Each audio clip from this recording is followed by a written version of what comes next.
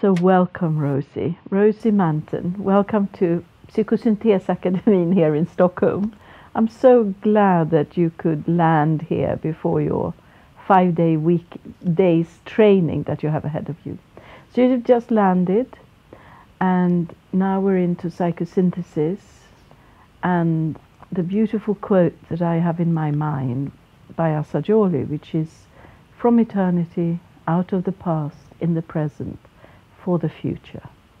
So if we look at psychosynthesis, we look at the core of psychosynthesis or the uniqueness of psychosynthesis. Please tell me, what are your thoughts on that? I have to go to myself to find that. I suppose what happens to me, I came into psychosynthesis in crisis at 40, where most people, many people do, not everybody, but a lot of people do. And somebody put Piero's book into my hands, and I'd been seeking, what shall I do? Shall I be a physiotherapist, or what training shall I do, this or that? And this book just sold me straight away. And it was because it said body, feelings, mind and spirit. And the spirit pulled me in. There was no question, and I actually made for the Psychosynthesis and Education Trust in London immediately, and I would not be put off. They couldn't facilitate me because I couldn't do the essentials, but in their allotted time, because I was teaching on an international summer school, and I couldn't do it. And, well, perhaps you'd like to start next year. No, I don't want to start next year. I want to start now. In September, I need to start. Oh. So you were just pulled. I was just pulled on the theme of the spirit. And it's proven to me that context is everything to me. There's no point in a reduced psychological context. Without that, there's no point. So, Rosie, if we look at body, if we look at movement, the energies, how do you think that comes into psychosynthesis training today?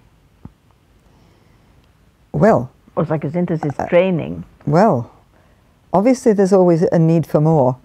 But in this training, I was invited here specifically to bring the movement that I had here to Stockholm. Into Stockholm, into this training. Margot invited me to just do that. And so we chose very carefully the topics which would actually facilitate movement response, particularly. So they were built in. And there is more movement in this program than there is in any other that I know of.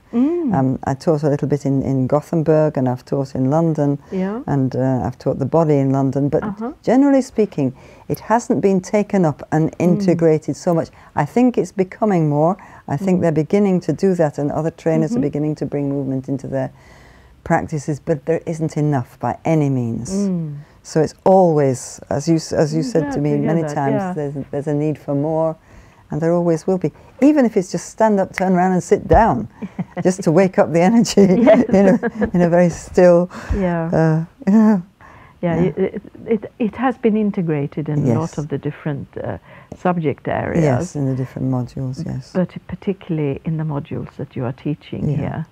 Which is the body and interpersonal relations and subpersonalities and the ways, of course. And the ways. There's a lot of movement in the ways. Yeah. That's dancing the energies of the soul. Yeah. Wonderful. When you touch the body, you touch the soul. They're indistinguishable. And the one reflects the other. So you can't work with the body without touching the soul of the person. And that's the fundamental. That's what I totally believe in that. I also, one of the early things, not talking particularly about the body, but just one of the very interesting light bulb moments for me was bifocal vision. That you would take a person with a problem and see the broader context, to be able to look at two levels and see the problem is just a block to what's actually emerging in the person, in the potential of the person, was fantastic. And I suppose if I put that back into movement, I see the same thing. It's the same. You move the body and you open up to a greater and greater potential, because you open up to a greater and greater life force and a greater and greater expression, and that wakes up who you are, and then who you are is in front of your face. Yeah. So they're all connected, really. Yeah, They're completely connected. And expressing, seeing how emotions are maybe stuck in the body or expressed through the body, through movements or facial expressions, or so many ways that we can connect to feelings through movement. Absolutely. And even before that, consciousness itself is embedded in every cell of the body. Is consciousness. It's not just in the head. The consciousness that we are is fundamentally through the whole system. So yes, of course, if we're expressing emotion and feelings are coming through, it's a fantastic way out. To be more present, be fully who you are. And I suppose that's been my guiding line. I've been in the service of supporting people to be who they truly and deeply are from the beginning of time. Yes.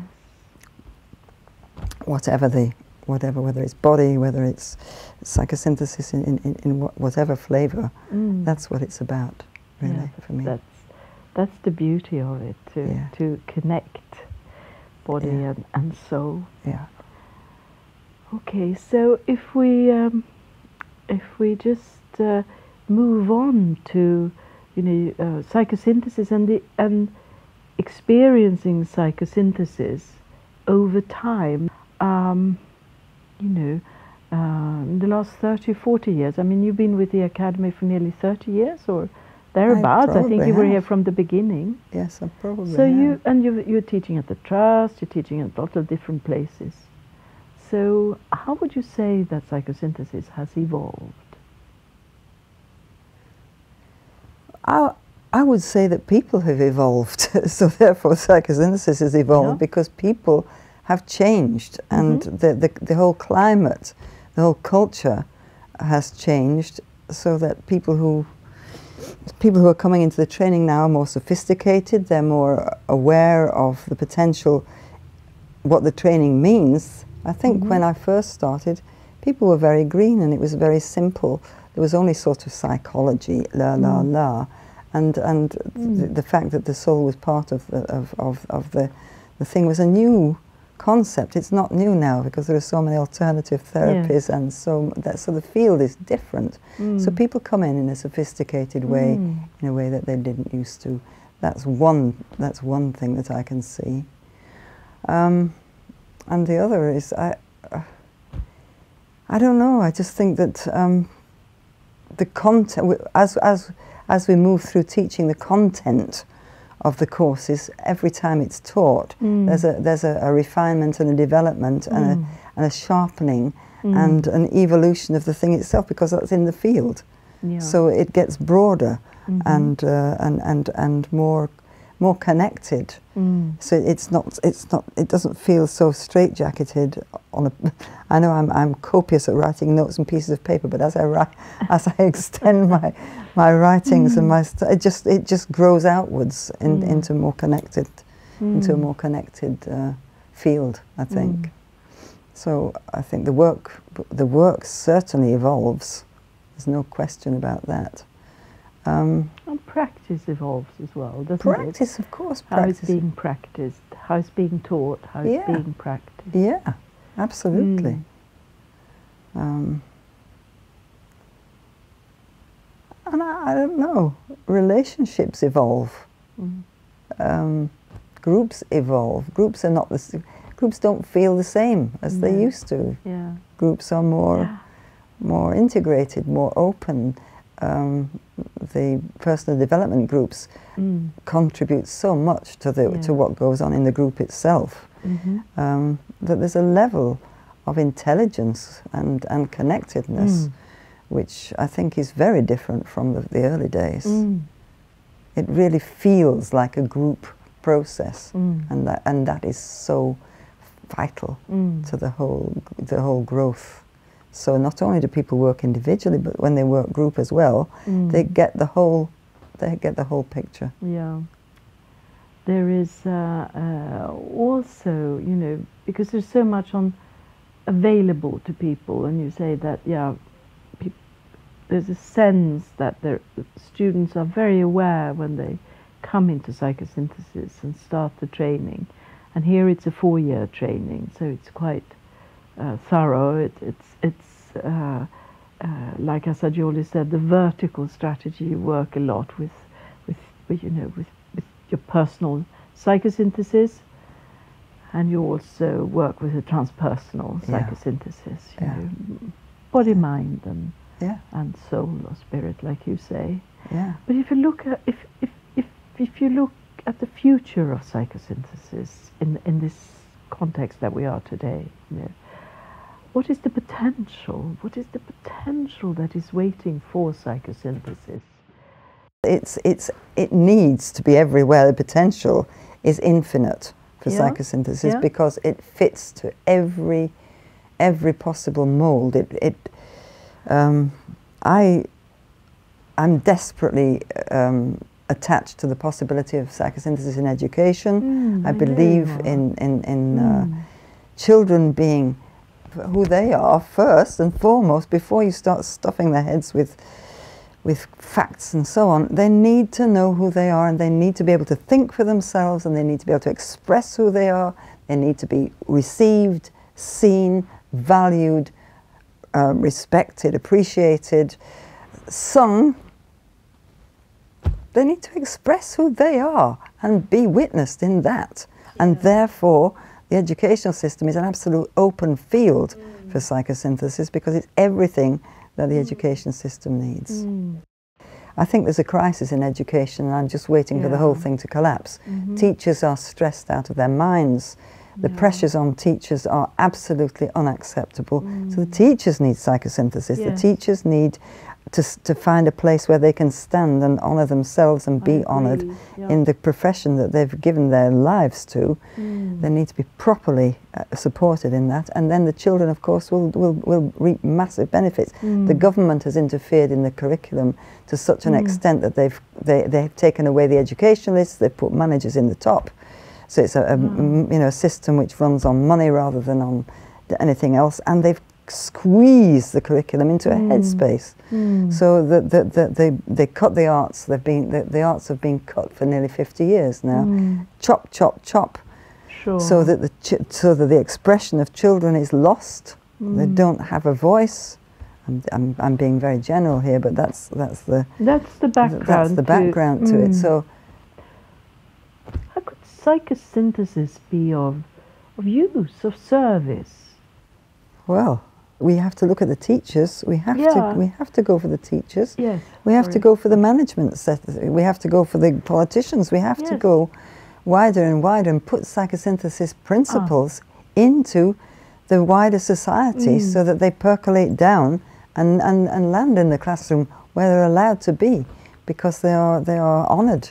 I like this thing about percolating down, you know, and the principles of psychosynthesis. Yeah. Yes, I think you're right. There's great potential in that.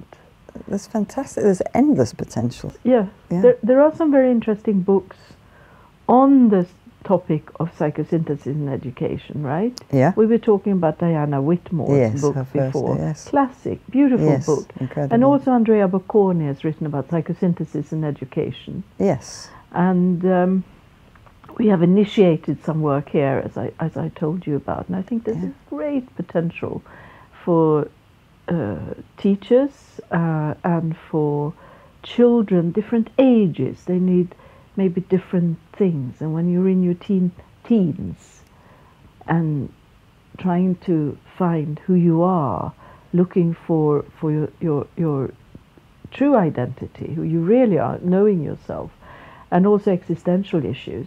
Yes, I do agree. I think psychosynthesis could play a really important part in finding authenticity, or disidentifying from a lot of critical voices, or the inner critic, or the demands of today, society of today, and the illusion of connection yes. in your mobiles and so, instead of connection. Instead of connection. Yeah, in the interpersonal relationship. Yes, absolutely.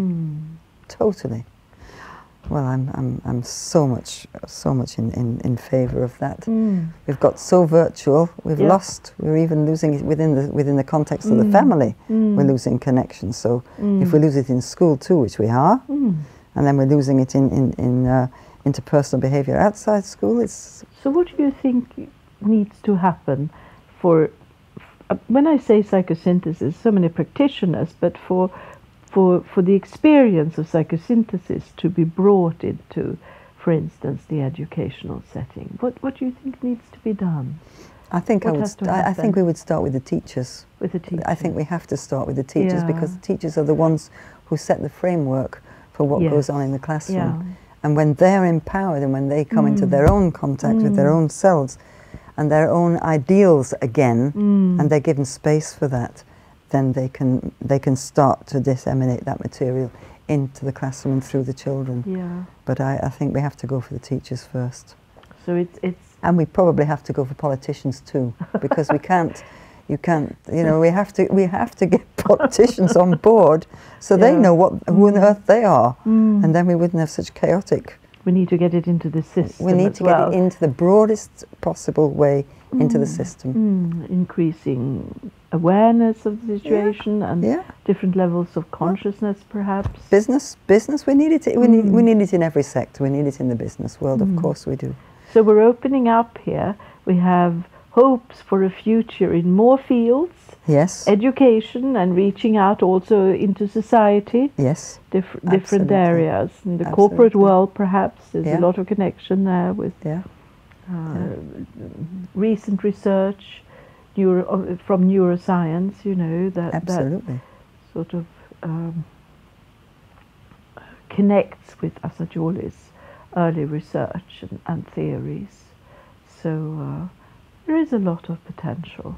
There is. What would your hope be for humanity, for people, and you know, for the future?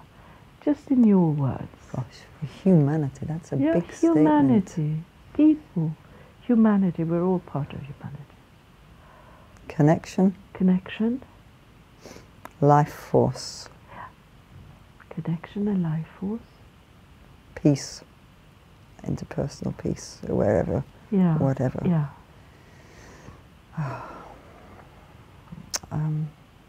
Shared values.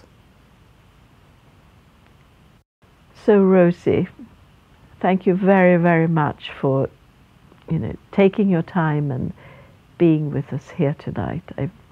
I've enjoyed talking to you, meeting you very, very much again. Thank you. Thank you. I found it very stimulating to be here, and I'm grateful for the opportunity. So thank you. Thank you.